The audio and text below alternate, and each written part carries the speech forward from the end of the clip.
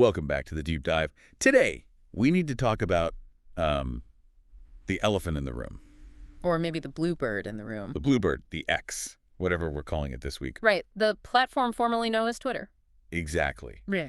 And I think for most of us, the relationship with that app has become, well, complicated. You open it up, you're hoping for news, maybe a laugh, and then 10 minutes later, you're just doom scrolling. Oh, yeah. It's loud, it's chaotic, and it honestly feels like a party where everyone is just screaming at once. It's the town square problem, you know. Yeah. When the town square turns into a riot, it's really hard to have a conversation. Right.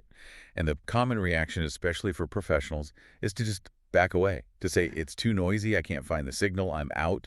But today, we are pivoting hard. We've been looking at some fascinating material from a SaaS marketing consultant, Bridget Willard. And her take is pretty provocative. It is. She argues that if you think Twitter is just noise, you're actually using it wrong. It's a bold claim. But she backs it up. She does. She points to this one specific feature, one that's been kind of sitting there gathering dust for years, that she calls the most underutilized tool on the entire internet. And we're talking about Twitter lists. Twitter lists. It sounds so administrative, doesn't it? It sounds like chores. Incredibly boring, yes. But the way she frames it, it just changed my perspective entirely. Yeah. She sees lists as the difference between broadcasting and listening. And that's the core idea for this deep dive. Right? That's the mission today. How to turn this chaotic platform into a precision listening device for B2B prospecting. And it's not just about tidying up your feed. We're going to get into some really specific strategies here, Okay. like the list first, follow later method, which I think is genius. We're going to deconstruct this marketing myth she calls Bob the website builder. I love that story. It's so good. And we have some technical deep cuts like specific branding hacks for list banners that I guarantee 99% of people miss. Okay, so let's start with that philosophical shift. Because typically, when businesses think social media strategy, they think megaphone. Yes. What do I post? When do I post? How do I go viral? All output. All output. It's broadcasting. And Bridget's point is that if you are in B2B, if you're selling software or consulting or these high-ticket services, broadcasting into the void is just, well, it's efficient failure. You're competing with millions of other voices. So she flips it. She says the primary function of Twitter should be listening. Right. And to listen effectively, you need filters. That's what a list is. It's just a filter. Instead of drinking from the fire hose of the main timeline, you're building your own custom plumbing. You get to curate exactly who you want to hear from and ignore the rest. This leads us right to the Bob story. I found this anecdote so telling because it shows how much corporate marketing is just based on total guesswork. It's the danger of the persona workshop. I mean, we've all been there. You sit in a conference room with a whiteboard and you literally invent a customer. Who is our target? And in her example, the team decides their target is Bob the website builder. And then they just start stereotyping. Okay, Bob's a tech guy. He's what, 20 years old? Probably lives in his mom's basement to save money. Drinks IPAs, plays Dungeons and Dragons on the weekends. Right. So they build an entire marketing language around that guy. They use slang, they reference D&D, they try so hard to be cool. But Bridget suggests doing something radical. Don't guess, look. Yeah, look at the data. She used a Twitter list to track actual real-life website builders, and she didn't interact with them. She just observed what they were posting about for a few weeks. It's like digital anthropology. And what she found? It just destroyed the basement Bob myth. The real Bob wasn't 20. No, not even close. The data showed that the average Bob was actually 40. He has a mortgage. He's not chugging cheap beer. He's collecting fine wine. And he's not playing D&D in a basement. No, he's spending his weekends helping his kids with Raspberry Pi coding projects or going geocaching. That is a massive, massive disconnect. If you're pitching to Basement Bob, but the guy with the actual credit card is Fine Wine Bob. Your messaging is going to land so flat. You're trying to be his buddy, but you just sound immature. You're alienating the actual buyer. And this is why lists are so powerful. They replace your internal bias with real-time sentiment analysis. You're seeing what your prospects are actually talking about today. And there's a technical reason why we do this on Twitter and not, say, LinkedIn. Yeah. Right? Because LinkedIn feels like the professional network. You should be on LinkedIn, absolutely. But the vibe is different. LinkedIn is a resume. It's polished. It's PR. Right. Twitter is the water cooler. People let their guard down. They complain about software bugs. They share small, unfiltered wins. And this is the key. Technical point individual tweets are indexed by Google. That is huge. It is. If you're listening properly with these lists, you're tapping into this searchable real-time data set. You're finding the pain points that people are typing into the internet right now. That is prospecting gold. It really is. Okay, so the philosophy is sound. Stop guessing. Start listening. So now let's get into the mechanics. Because I'll be honest, I see the lists tab on my profile and I ignore it. Most people do. So how do we actually build the perfect list? So there are two flavors, public and private, and you need a strategy for both. Bridget is a huge proponent of the public list, which is interesting because I think most people's instinct is to hide their data. Yeah, my first thought is, why would I make a public list of my prospects? Isn't that just handing a lead list to my competitors? That's the fear. But you have to weigh that against the psychological benefit. Think about what happens when you add someone to a public list. They get a notification, right? They do. It pops up on their phone. Bridget Willard added you to the list top SaaS CEOs. Ah, okay, I see where this is going. That's an ego stroke. It's a huge compliment. You're validating them. You're saying, I see you, and I think you belong in this group of experts. It's this subtle nudge that puts you on their radar before you've even sent a single DM. And if you name the list something with good keywords, like HVAC innovators or Bay Area thought leaders, people might actually subscribe to the list itself. Exactly. You become a resource. You're curating the industry. But there is a visual hack here that I absolutely loved from the source material. Oh, yeah? It's about the branding of the list itself. I didn't even know you could brand a list. Most people don't. When you create a list on the desktop version of Twitter, you can upload a banner image. The specs are 1,500 by 500 pixels. Okay, 1,500 by 500. Got it. But here is the gotcha. You can't just upload any nice picture. You have to put your company logo in the exact center of that image. The center. Why? Mobile optimization. The way the app crops that header image on a phone is it's aggressive. If your logo is off to the side, it gets chopped off. If it's dead center, when someone clicks your list on their iPhone, boom, they see your branding right at the top. That is so smart. It brands the list as your property. Yeah. So even if a competitor is looking at your list, they are staring at your logo. It's free real estate. You never waste free real estate. Okay, what about the flip side? You mentioned private lists. When do we go stealth mode?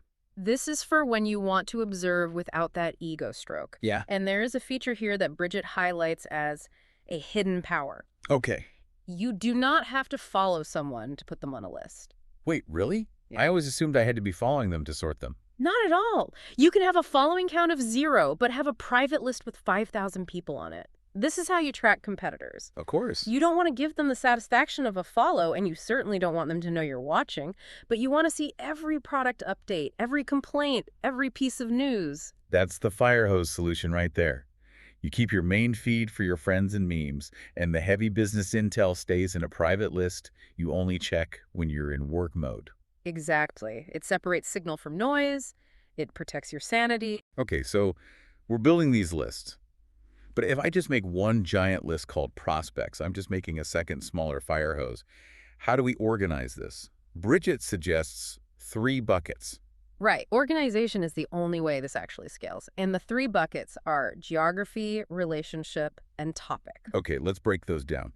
Geography seems obvious. If I'm a local business, I only care about people nearby. It's obvious, but so often ignored. Bridget gives a personal example. She was planning a move to Arizona, so before she even packed a single box, she started an Arizona peeps list. Smart. She's digitally networking before she even arrives. Exactly. By the time she got there, she already knew who the movers and shakers were. Yeah. But for a business, say you're a local contractor, you might have 11,000 followers. Right. But honestly, 10,500 of them might be bots or people in London. Yeah. You need to find the 376 people who live in your city. Those are the only ones who can actually buy from you. That makes the data actionable. Yeah. Okay, what about the relationship bucket? This is basically using Twitter as a CRM, a customer relationship management tool. You create lists for current clients, brokers, team members, whatever. This seems critical for client retention. It is. You never want to miss a tweet from a current client. I mean, if a major client tweets that they're having a terrible day and you miss it, and then an hour later your automated sales email goes out saying, just checking in. Oh, no. You look totally tone deaf. Awful. But if you see that tweet, you can just send a quick note saying, so sorry to hear that. It's human. It's human. It protects the relationship. And the third bucket, Topic or niche? This is where you get really granular. Don't just have a tech list. That's way too broad. Have SaaS marketing leaders, AI startups, fintech. It lets you put on a specific hat, you know? Right. You say, okay, for the next 10 minutes, I'm only focusing on fintech. You click that list, and that is all you see. I have to ask about a specific annoyance, though. We all know that one person who's great, but they retweet everything 50 times a day. If I put them on a list, won't they just clog it up? Ugh, the serial retweeter. They can ruin a good list, but there's a fix. Please tell me. You can go to their profile, click the 3 dots, and select Turn Off Retweets. I did not know that existed. It's a lifesaver. You will still see their original tweets, their actual thoughts, but all the noise they share just vanishes from your feed. It keeps the list pure. That is worth the price of admission right there. Okay, so let's move to execution. We have the lists, we're organized. How do we turn this into money? The prospecting workflow. This is where the rubber meets the road. Bridget outlines a very specific process. It's not just look at the list, it's a whole workflow. She calls it list first, follow later. So let's walk through a scenario. Say I'm targeting SaaS CEOs. All right. Step 1 is identify. You find a target. In the source material, she uses the CEO of a company called Fondo. You find his profile. He looks like a good lead. My instinct is to just hit follow. And she says, stop. Do not hit follow yet. Step 2 is categorize. You hit the 3 dots and you add him to your relevant list, maybe C-suite and Bay Area. So why not follow? Because the moment you follow, he gets a notification. He looks at your bio, he sees you're a consultant or a salesperson, and his guard goes straight up. Oh, great. Here comes the pitch. Exactly. Yeah. But if you just add him to a list, it's quieter. It's research. Okay, so he's on the list. Now what? Step 3 is engage. You open your C-suite list stream, you wait, you watch for him to post something relevant, maybe a launch announcement or a photo from a conference. And then we slide into the DMs. No, rookie mistake. Mm. Step 4 is reply publicly. But, and this is critical, you reply to start a conversation, not to sell. Bridget mentions a reply like, looks like a great event. What was your biggest takeaway? It's so low pressure. It's a cocktail party, remember? You don't walk up to someone and hand them a brochure. You ask them a question. You build familiarity. So later, when you do follow, when you do pitch, you aren't a stranger. You're that person who asked the smart question last week. You got it. It plays the long game. I love that. Mm-hmm. But doing this manually sounds like it could take all day. The source material mentioned a few tools to help streamline this. Yeah, there is a tech stack for this workflow. And the first one was Sidekick for SaaS. What does that do? That's a Chrome extension. It's for when you have, like, commenters block. I get that. You're staring at a prospect's tweet. You want to say something smart, but your brain is just empty. Sidekick uses AI to suggest professional, engaging replies to get the ball rolling. So it's a writer's block cure. Exactly. Then, for the super organized person, there is flowch.com. Bridget was really excited about this one. It's flowch. Flowch.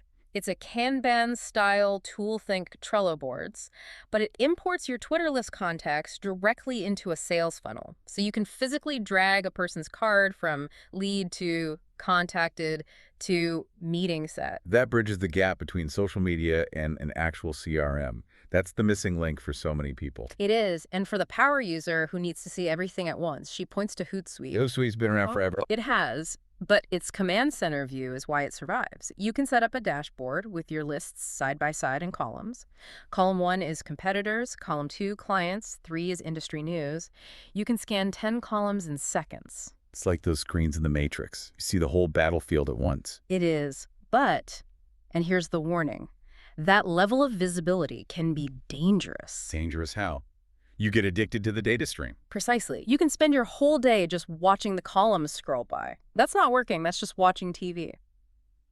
This brings us to Bridget's 15-minute rule. Only 15 minutes a day. That's her strict limit. She says if you spend more than 15 minutes a day on this, you will burn out. It becomes a time suck. Right. The whole goal of lists is efficiency.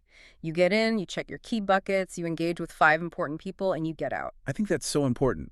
People think social selling means being online 24/7. But if you have the list set up right, you don't have to be. The lists do the filtering for you. It makes your time high impact. You're not scrolling, you're hunting. There's one last strategy we need to touch on. Content curation. Using lists to find content to share on other platforms. This is the reciprocity angle. Let's say you're scrolling your industry peers list and you see a really insightful article. Okay. You read it, you like it. Now, you could just retweet it, But a better move is to take that link and share it on your LinkedIn or your Facebook page with your own commentary. But you have to give credit. You must give credit. That is the golden rule. You use the hat tip T. You write great read on procrastination.ht and you tag the person who found it.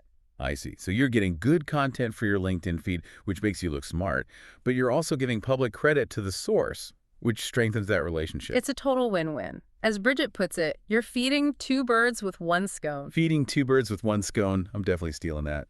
Much less violent. It's friendlier and way more effective. So bringing this all together, we started with the idea that Twitter is just noise. But it seems like lists are the noise-canceling headphones. That's a perfect analogy. We went from Twitter is a chaotic party to Twitter is an organized database of leads. We covered the philosophy. Listen, don't just broadcast. We hit the mechanics. The 1500 by 500 banner with the centered logo, don't forget that mobile crop. And the buckets. Geography, relationship, topic, and that specific workflow. Identify, categorize, engage. And remember, the biggest takeaway for me is that you don't have to be friends with everyone. You can list competitors in private. You can list prospects without following them. It turns the platform into a tool that serves you. Instead of you serving the algorithm. Exactly. And I just want to emphasize that Bob persona thing again. Stop guessing who your customers are. Just go watch them. Yeah. They will tell you who they are. They will tell you exactly what they want if you're actually listening. So here's a challenge for everyone listening. Don't just nod along. Go to your X profile right now. Go to the Lists tab. Create one list. Just one. Call it Sales Enablement or Local Prospects. Upload a banner with your logo in the center and add just 10 people to it. Just 10. Start there. See how it changes your whole experience of the app. Before we go, I want to leave you with a final thought from our discussion today. It's this concept of omnichannel versus omniscient.